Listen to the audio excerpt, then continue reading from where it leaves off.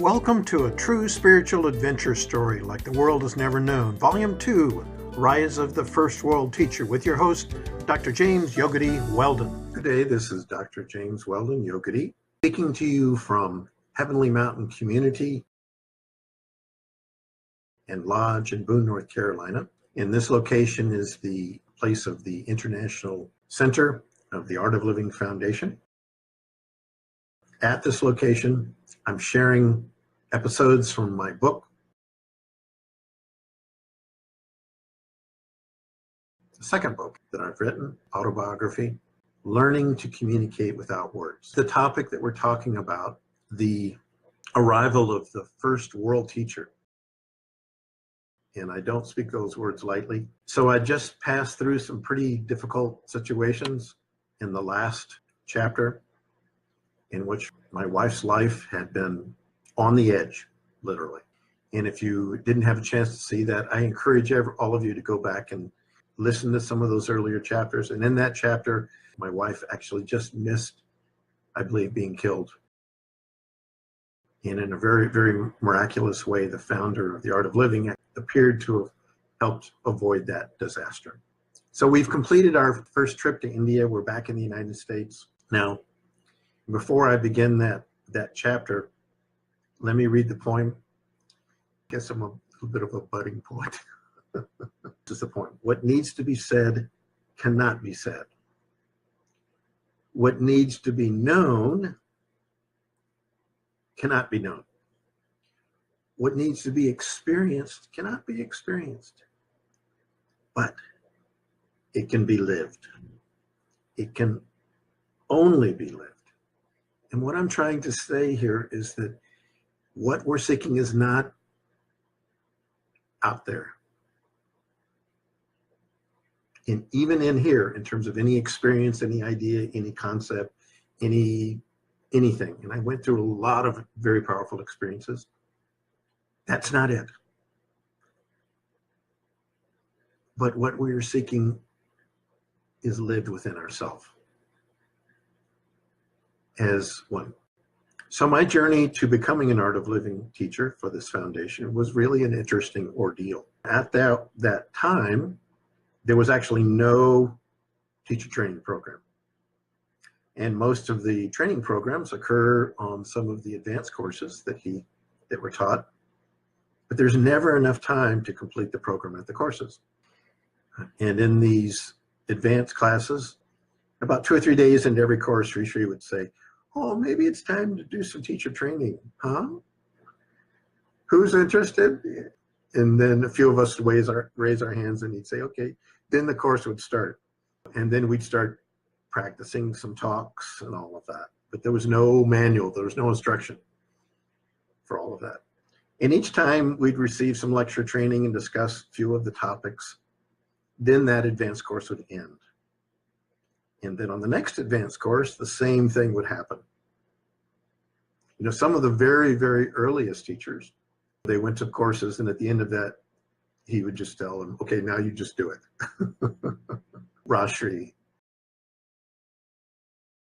you'll know her story. At that time, we actually attended a lot of these courses. In fact, for several years, aside from making a living in Colorado, that's basically almost all that we do on vacations for several months a year and finally complete the program. I immediately receive a message from Sri that he has something special for me to do. And we meet, and he asked me to teach these programs now only in prisons. Prison Smart didn't exist, but you guys know, if you know that organization, you know, tens and tens of thousands of people all over the world. Although I'd been offering a few public courses along with other teachers for 1.5 years, and now he says, "I'm only going into jails." And my wife joins me as well. Now, those of you that know some of my history, if you've read some of the earlier sections, you can understand why I would feel really uncomfortable about jails.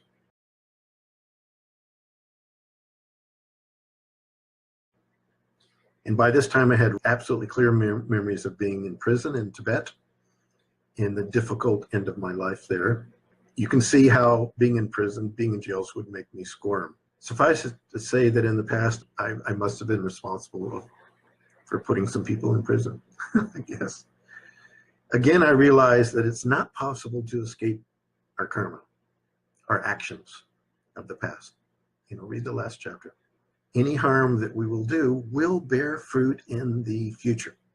Yet, with the protection of an enlightened being, a spiritual master, I believe it can minimize the effects of our actions in those other lifetimes and even turn those actions into an opportunity to grow. I was given the opportunity to bring relief for many individuals languishing in prisons. For me, the experience is absolutely incredible. However, I can say that there's not a single time that I went into the jail and I would wake up that morning thinking, wow, I can't wait to go to jail. My instinctive and abiding fear, in spite of what I'd been through, continued, was still there. And Sri Sri knew without even asking me. We never discussed any of this. Undoubtedly, that's why he sent me there to resolve that karma in the first place. Just as in my early years in teaching meditation, many amazing things happened there. And after about a year, Rama and I began a class, that included a number of gang members in a jail. Turns out everything was already waiting for us in our hometown of Boulder. They completely accepted us. They allowed us to teach programs there. We could go several times a week and do some classes and courses. It was all well supported. And one individual that had been the head of that gang in the jail, in the prison, was called the Kingpin. And the Kingpin loves the breathing techniques we teach. And he's kind of in charge there. And as the word spreads throughout the jail, the inmates about this program, it was called the Prison Smart Program, began to be named that. And during one class there were about 50 that attended. They were actually required to take our class. That was really cool. And during a rest period after the breathing practice called the Sudarshan Kriya, huge wave of laughter sweeps through the room as they laid on the floor. And like an electric current, the force of happiness totally seized the group. And they're howling with laughter, just giggling and rolling around. Now, these are prisoners, understand. And that energy literally spread throughout the entire prison. Inmates from all the other cell blocks, they're joining in this riot of laughter, even though they had no idea what was going on in the other segments, in the other lockdown areas. And the prison guards, they're becoming alarmed, and they don't know what to do. And they think maybe a riot is happening. And a group of prison officers with batons in one hand, they actually gather outside the steel door, and they're all looking through this little bitty door. They all line up, preparing to open the door and rush in and stop the pandemonium. And everybody was still laying down, laughing. If you've been through one of these programs, you know what I'm talking about. And if you haven't, you don't need to do it in prison. You can take it through your local center, and really a lot of fun. At that moment, I suddenly stand up and I face the prison guards through this little security window. And I'm watching them, they all line up. If you've ever seen this, they all line up in a line, they all have their batons and their helmets and their mask, and and they're like, we're gonna seize everybody, and gathering to rush in and seize the inmates, jump on them right after, in the middle of this program. And just as they start to unlock the door, I raise my hand like this, and I go, stop, through the plate glass door. And the guard freezes as if he was hit by an invisible barrier. This was like a Jedi thing. It was like a Jedi thing that happened here. And he tries again to put the key in the lock, but he can't do it. He's trying to unlock the door, and he can't do it. And all of these guys, frowning with masks and everything, they're just like, whoa. And all the guards stop. They stop in their tracks, like they were hit with the force. And several minutes pass like this, and the group begins to laugh and laugh and laugh. And then after some time, the frown on every face, every officer that was looking through their mask, just imagine this. They all begin to melt, they all begin to smile. You know, what I see happen in these moments is that an explosion of joy completely swept through the entire prison, penetrating through perhaps years of misery that has been collecting in that space. And even the most absolutely skeptical inmate in that class told me the atmosphere in the entire prison for weeks was completely peaceful. I learned from teaching these years in prison is that in our souls, we are all the same. I taught in some of the most hardened facilities in the United States. There's an FCI facility near Denver where many such inmates were. This is where Timothy McVeigh and others, very famous Oklahoma City bombing terrorists. There in some of those prisons we faced murderers, rapists, hardened criminals by decades of confinement. Yet I saw beneath all of this that in their hearts, they were actually tender as babies. And the motto of that, that organization, the Prison Smart Foundation, is, where love begins, violence ends. And my experience was that working in prisons is that if the stress is released, the violence will go down. And Sri Sri showed me many ways during that time that the energy that he had totally poured to me in India, go back another chapter, had a life of its own. I needed to learn to let go and let everything happen on its own. And that at any moment, that energy of the enlightened mind could and would come up and somehow steer me to what had needed to be done. This is a very interesting time. Once during an advanced course in California that year, I walked up with Sri Sri with a group of friends, and he suddenly turns to me and he said, now we're going to learn to communicate without words. And immediately he turns off and strides off in the distance. And instantly I feel that I absolutely must walk in the opposite direction, away from him.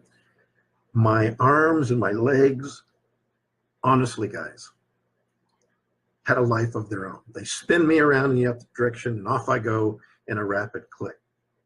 And I feel at that moment that I absolutely must go in that direction.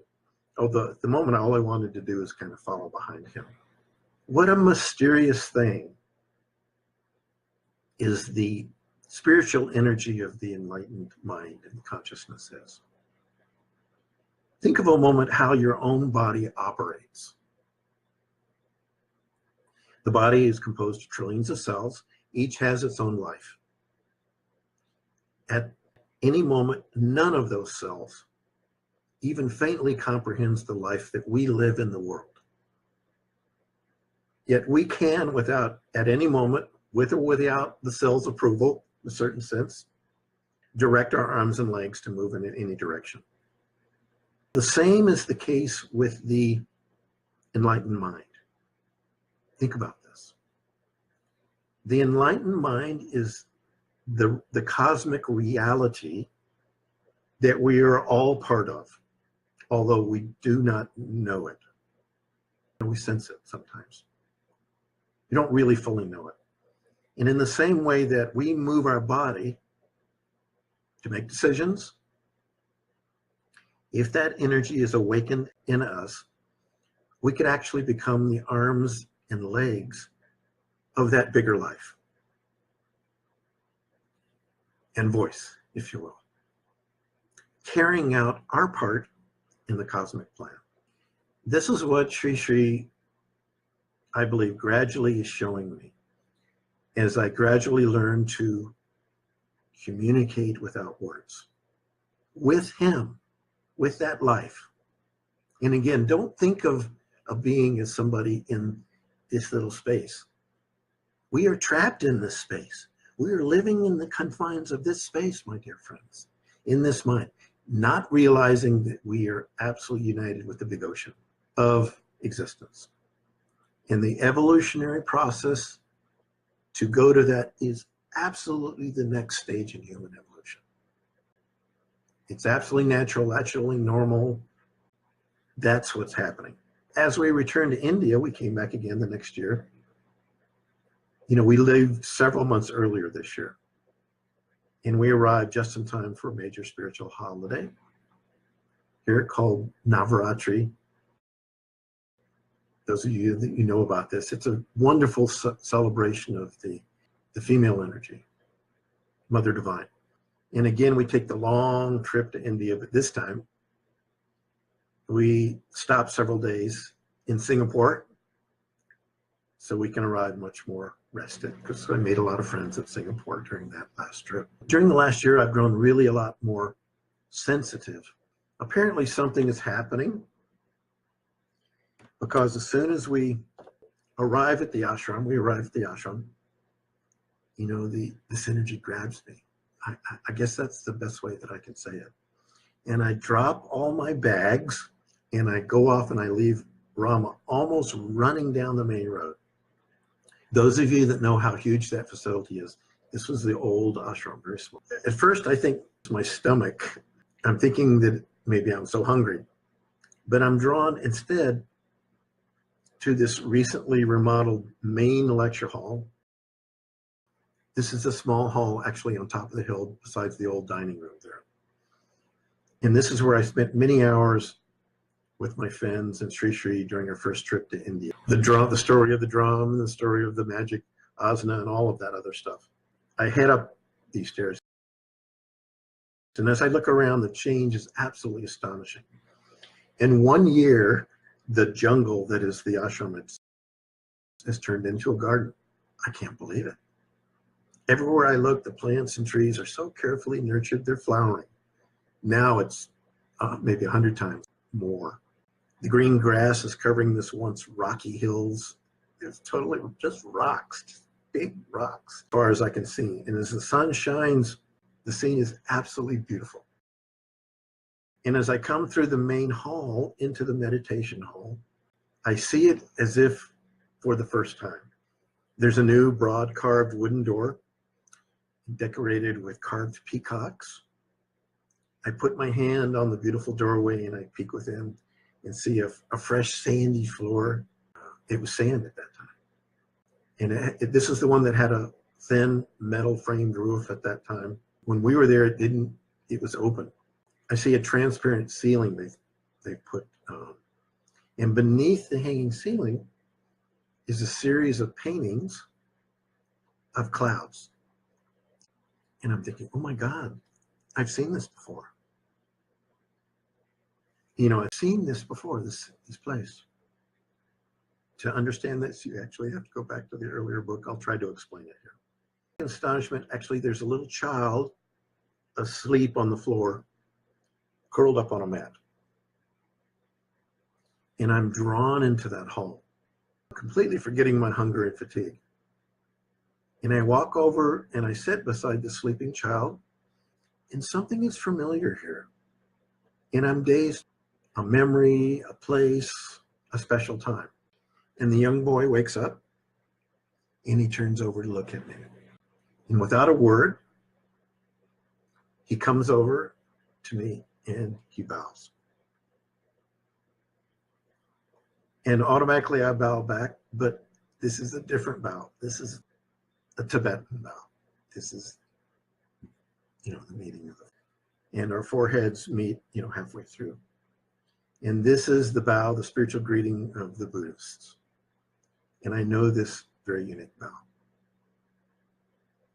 And when we first arrived in India on our last trip, if you've heard those segments, you remember that completely by coincidence, I walk into the hotel directly from the airport and I run into the Dalai Lama. And we meet, when me and the Dalai Lama meet, we bow this way. And I'm doing it again. And after the bow, The boy closes. This is a very young child. And he goes off into a meditative state. An electric arc of communication, I guess, if you will, passes between us. And after a few moments, being in that state, we open our eyes and he says, someday I will come to Colorado and be a guru. This is the child. And I said, what? And my mind is absolutely shaken by this. Someday I will come to Colorado, or maybe Boone now, and be a guru. This rings again in my mind with crystal clarity. Precious moments pass almost in an ocean of eternity. What happened after that, I can't say, because I actually don't know consciously myself. I closed my eyes and was drawn into samadhi as scenes, times, and places scroll before my awareness. Like a key, it unlocks something. Something revealed by the enlightened mind comes full circle in those moments. And after a while, I open my eyes again, and the child is back down sleeping in front of me. Every pore, every hair, every molecule in my entire body thrills at the prospect. And I wonder if it really can be possible. In my first book, in one of those chapters, this very experience was described. This scene with this child. At that time in the past, this is before I reconnected with Sri Sri, I had a vision that a yogi, his name was Swami Muktananda, showed me something years before. 6 years had passed of Swami Muktananda had made me believe that he was born again. And it was as if it happened yesterday. And in that experience, I found myself in this Turiya state, facing him. And we're standing on a plane of light with darkness overhead, looking into each other's eyes. In between us, sparks and wave of energy is flowing. And something was hidden from us that I couldn't see what it was. But I know it's important. And as I looked in Muktananda's eyes, suddenly they flare, kind of like the sun, bright, and emerge into that consciousness. And we become like one life. We're in a blissful state. And the next instant, it happens again. I'm looking into his eyes and he flares. And then a third time, I find myself looking into his eyes. And then a fourth time, I find myself facing him. And we look down and I see something before us. What I'm perceiving is really so incredible. At this fourth time that I saw him, he looks up at me with compassion, almost in tears. And he says, this world is so hard. And then that form just exploded into a brilliant shower, and like fireworks, sprinkling like raindrops on the earth. And the whole world is touched by that, becoming brighter. There's still something left. A little stream, like a shooting star, goes down and down towards the earth, and I wonder what this is.